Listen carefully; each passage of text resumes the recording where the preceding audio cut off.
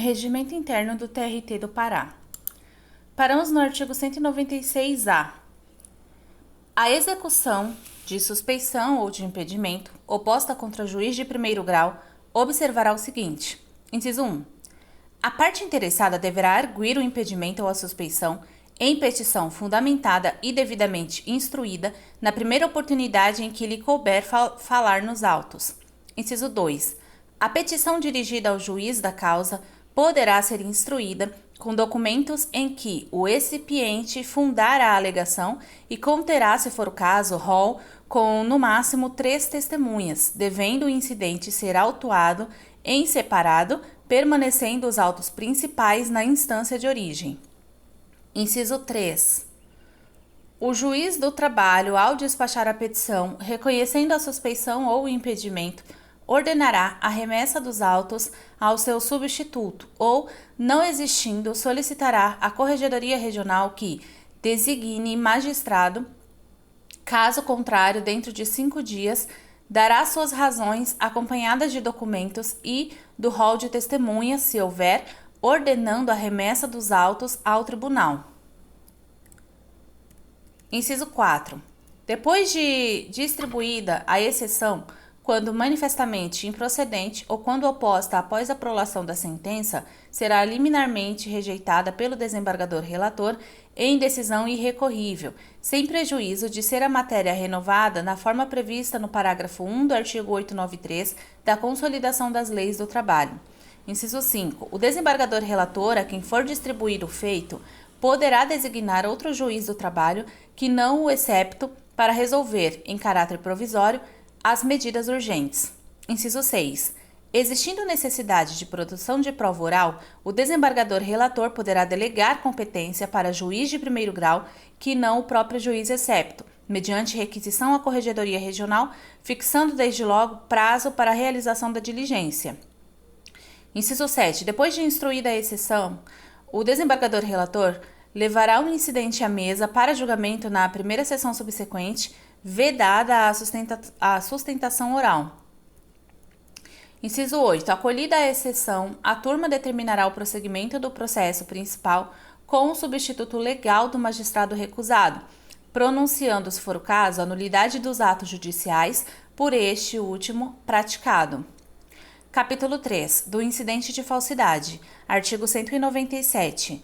O incidente de falsidade será processado perante o relator do feito e julgado pelo Tribunal Pleno, pela seção especializada ou pela turma, aplicando-se subsidiariamente à legislação processual civil. Capítulo 4. Dos conflitos de competência e de atribuições. Artigo 198. O conflito poderá ocorrer entre as autoridades judiciárias, entre estas e as administrativas, ou entre uma e outra autoridade administrativa. Artigo 199. Dar-se-á conflito, inciso 1, quando ambas as autoridades se considerarem competentes. Inciso 2, quando ambas as autoridades se considerarem incompetentes. Inciso 3, quando houver controvérsia entre as autoridades sobre a reunião ou separação de processos. Artigo 200. O conflito poderá ser suscitado, inciso 1, pelos magistrados e pelo tribunal. Inciso 2, pelo Ministério Público do Trabalho. Inciso 3, pela parte interessada ou seu representante legal. Inciso 4, pela autoridade administrativa que se julgar em situação de conflito. Parágrafo único. O Ministério Público será ouvido em todos os conflitos de competência, mas terá qualidade de parte naqueles que suscitar. Artigo 201. Não poderá suscitar o conflito a parte que, na causa, houver oposto exceção de incompetência de juízo ou tribunal. Parágrafo único. O conflito de competência não obsta a que a parte que não o suscitou ofereça a exceção declinatória do foro. Artigo 202. O conflito será suscitado ao presidente do tribunal. Alínea A, pelo juiz ou vara do trabalho por ofício. Alínea B, pela parte e pelo Ministério Público por petição. Parágrafo único. O ofício e a petição serão instruídos com os documentos necessários à prova do conflito. Artigo 203. Recebido o processo de conflito no tribunal, o presidente procederá à sua distribuição imediatamente. Artigo 204. O desembargador a quem for distribuído o feito poderá determinar que as autoridades em conflito, caso seja este positivo, façam sobrestar o andamento dos respectivos processos. Nesse caso, bem como no de conflito negativo, o relator designará um dos juízes para resolver, em caráter provisório, as medidas urgentes. Parágrafo 1. Não esclarecidos os motivos pelos quais se julgarem incompetentes ou não, ou insuficientes os esclarecimentos e documentos apresentados, o relator poderá mandar ouvir as autoridades em conflito no prazo de 5 dias. Parágrafo 2. Instruído o processo ou fim do prazo sem que as autoridades tenham prestado informações, será ouvido em 5 dias o Ministério Público. Em seguida, o relator submeterá o feito a julgamento na primeira sessão. Artigo 205. Ao decidir o conflito, o órgão julgador declarará qual o juiz competente, pronunciando-se também sobre a validade dos atos do juiz incompetente. Parágrafo único. Os autos do processo em que se manifestou o conflito serão remetidos ao juiz declarado competente. Artigo 206. Resolvida a matéria de competência em conflito suscitado, não mais será permitido renová-la na discussão da causa principal. Artigo 207. Da decisão final do conflito não caberá recurso. Artigo 208. Nos conflitos suscitados na Justiça do Trabalho da 8ª Região entre o Tribunal e tribunais de outra justiça, entre o Tribunal e juiz de primeira instância, a ele não subordinado, e entre juiz subordinado ao Tribunal da 8ª Região e juiz subordinado ao Tribunal de outra Justiça, o processo será remetido ao presidente do Superior Tribunal de Justiça após haver sido instruído com as provas e a informação da autoridade que o encaminhar. Artigo 209. As disposições deste capítulo que tratam especificamente de conflito de competência aplicar-se-ão no que couber ao conflito de atribuições. Capítulo 5. Da ação rescisória. Artigo 210. Caberá ação rescisória das decisões das varas do trabalho, dos juízes de direito investidos na jurisdição trabalhista e dos acórdãos do Tribunal Pleno, da seção especializada e das turmas, nas hipóteses previstas na legislação aplicável. Artigo 211. O direito de propor ação rescisória se extingue em 2 anos contados do trânsito em julgado da decisão. Artigo 212. A injustiça da sentença e a má apreciação de prova ou errônea interpretação do contrato não autorizam o exercício da ação rescisória. Artigo 213. A ação rescisória terá início por petição escrita, acompanhada de tantas cópias quantos forem os réus, preenchidos os requisitos da legislação processual civil compatíveis com o processo do trabalho, devendo o autor cumular ao pedido de rescisão, se for o caso, o de novo julgamento da causa. Parágrafo único. Proposta a ação, o presidente do tribunal a distribuirá na forma deste regimento, excluído o desembargador que tenha funcionado como relator do processo no qual haja sido proferida a decisão rescindenda. Artigo 214. A ação rescisória não suspende a execução da sentença rescindenda. Artigo 215. Se a petição preencher os requisitos legais, ao relator compete: a linha A, ordenar todas as citações, notificações e intimações legalmente requeridas. A linha B, processar todas as questões incidentes. A linha C, receber ou rejeitar in limine as exceções opostas, designar audiência especial para a produção de prova testemunhal ou pericial, se requerida e lhe parecer necessária. A linha D, pedir dia para julgamento das questões incidentes e das exceções opostas, quando regularmente processadas. A linha E, proferir o despacho saneador na forma e prazo estabelecidos no Código de Processo Civil no que for aplicável. A linha F, submeter a lide a julgamento antecipado quando for o caso. Artigo 216. Feita a citação, o réu, no prazo marcado pelo relator, que não poderá ser inferior a 15 dias nem superior a 30, apresentará a contestação na Secretaria da Seção Especializada. Artigo 217. Se os fatos em que se fundar a petição inicial ou a contestação dependerem de prova testemunhal ou pericial, o relator poderá delegar competência para dirigir as provas a um dos juízes titulares de vara ou juiz de direito, investido na jurisdição trabalhista, da comarca onde residirem as testemunhas ou onde se encontrar a coisa ou objeto de exame, devendo o processo ser devolvido no prazo marcado, salvo caso de força maior.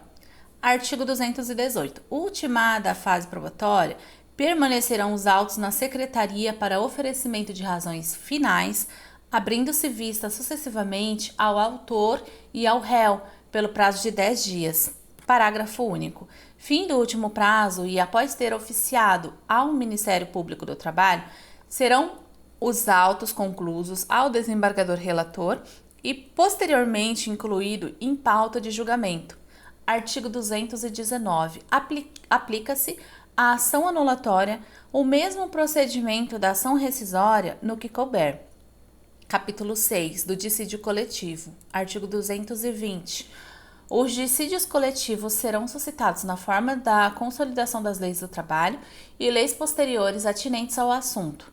Parágrafo 1. Na impossibilidade real de encerramento da negociação coletiva em curso, antes do termo final a que se refere o artigo 616, parágrafo 3 da Consolidação das Leis do Trabalho, CLT, a entidade interessada poderá formular protesto judicial em petição escrita dirigida ao vice-presidente do tribunal a fim de preservar a database da categoria. Parágrafo 2. Deferida a medida prevista no parágrafo anterior, a representação coletiva será ajuizada no prazo máximo de 30 dias, contados da intimação, sob pena de perda da eficácia do protesto. Artigo 221. Protocolada a inicial e conclusos os autos à presidência da seção especializada 1, esta designará audiência de conciliação dentro do prazo de 10 dias, reduzido o prazo se a instauração se deu ex officio, intimadas as partes com observância do artigo 841 da Consolidação das Leis do Trabalho. Parágrafo 1. Na audiência designada, as partes se pronunciarão sobre as bases da conciliação e, se não aceitas, a presidência da seção especializada 1 apresentará a solução que lhe pareça capaz de resolver o dissídio. Parágrafo 2. Havendo o acordo total ou parcial, as bases da conciliação serão submetidas à homologação da seção especializada 1, na primeira sessão. Parágrafo 3. Os pedidos de homologação de acordo que não envolvam todas as partes do processo serão autuados em separado e deverão fazer-se acompanhar das seguintes peças. A linha A. Instrumento de mandato. A linha B. Transcrição de todas as cláusulas do acordo sem remissões. Parágrafo 4. Determinada a formação de autos auxiliares, deverá ser certificada essa providência nos autos principais, procedendo-se da mesma forma se a seção especializada, por qualquer motivo, deixar de homologar o acordo submetido à sua apreciação. Parágrafo 5. Para o fim de formação dos autos auxiliares, se os autos principais estiverem em poder do desembargador relator, a seção especializada deverá solicitá-los, ficando suspensa a contagem do prazo previsto no parágrafo único do artigo 115, enquanto o processo permanecer na Secretaria. Parágrafo 6. Em sendo homologados acordos em autos auxiliares, o acórdão respectivo deverá ser juntado aos autos principais e, por cópia, aos autos auxiliares. Parágrafo 7. Recolhidas as custas devidas em cumprimento à decisão homologatória, os autos auxiliares permanecerão na Secretaria até a solução final do processo principal, para arquivamento em conjunto, lavradas no processo principal as certidões necessárias. Artigo 222. Suscitada a questão que dependa de julgamento imprescindível à fase de conciliação, ficará esta adiada até que a seção especializada resolva o assunto, processando-se o incidente nos próprios autos originais. Parágrafo 1. A questão incidente poderá ser arguída pelo presidente do tribunal ex officio ou a requerimento do Ministério Público do Trabalho de qualquer dos litigantes ou seus representantes legais. Parágrafo 2. Incluem-se na definição deste artigo os atos do presidente do tribunal relativos ao recebimento da representação inicial. Artigo 223. Recusada a conciliação ou não comparecendo as partes ou uma delas, a presidência da seção especializada 1 determinará as diligências porventura necessárias à instrução do feito e, depois de ouvir o Ministério Público do Trabalho, procederá à sua distribuição. Após vistos, será o feito incluído em pauta. Artigo 224. O desembargador relator determinará as diligências que entender ainda necessárias à completa instrução do feito. Capítulo 7. Do mandado de segurança. Artigo 225. O mandado de segurança terá seu processo iniciado por petição, que preencherá os requisitos da legislação processual e conterá a indicação precisa da autoridade a quem se atribua o ato impugnado, além da pessoa jurídica que a ela integra, a qual se acha vinculada ou da qual exerce atribuições. Parágrafo 2. Se o requerente afirmar que o documento necessário à prova de suas alegações se acha em repartição ou estabelecimento público ou em poder de autoridade que se recuse a fornecê-lo por certidão ou de terceiro, o relator a quem couber por distribuição o feito ordenará preliminarmente por ofício a exibição deste documento em original ou cópia autenticada, no prazo de 10 dias, extraindo-se cópia dos documentos para juntá-las à segunda via da petição. Se a autoridade indicada pelo requerente for a coatora, a requisição se fará no próprio instrumento da intimação.